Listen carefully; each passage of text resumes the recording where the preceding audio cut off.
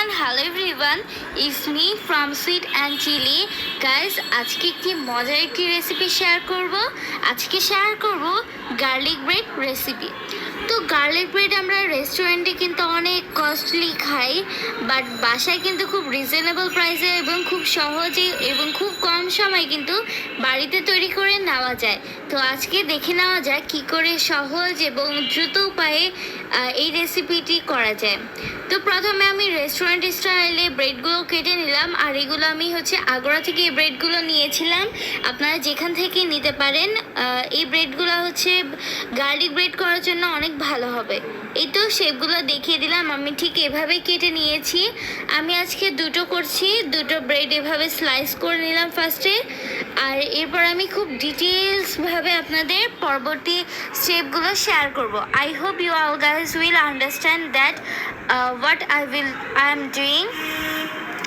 এবার আমি চলে গেলাম রসুন কুচি করেছি, একদম কুচি কুচি করে ফেলেছি। গার্লিক ব্রেডে কিন্তু এটাই অন্যতম একটি মেইন আইটেম।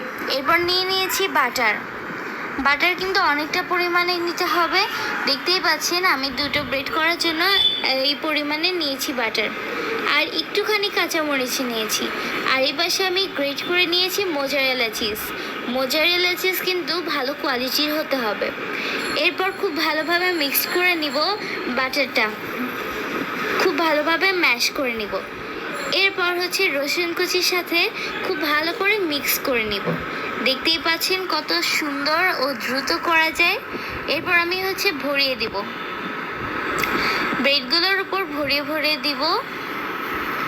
এরপর এই দেখুন আমার কিন্তু হয়েই গেছে অলমোস্ট। আমি আবারও একটি দেখিয়ে দিলাম, আর সবগুলোতে ভরানো হয়ে গিয়েছে। আর এবার আমি দিব মোজারেলা চিজ। দেখতেই পাচ্ছেন মোজারেলা চিজও দিয়ে দিচ্ছি। আপনারা আপনাদের পছন্দের মতো কোয়ান্টিটির চিজগুলো দিয়ে দিবেন, আর যারা চিজ খেতে বেশি পছন্দ করেন তারা বেশি দিবেন, আর যারা অল্প পছন্দ করেন তারা অল্প দিবেন। আর এই তো আমি অল্প অল্প করে ওভেনে বেক করে দিব।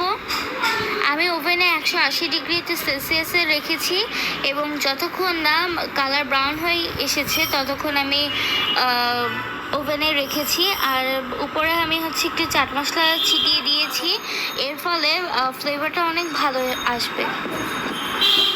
আপনারা চাইলে এই ধাপটি স্কিপও করতে পারেন। আর এই তো দিয়ে দিলাম ওভেনে। আমি এটি অলমোস্ট 10 মিনিটের মতো রেখেছি। দেখতেই পাচ্ছেন কত সুন্দর হয়েছে। আজকে ভিডিও এই পর্যন্তই।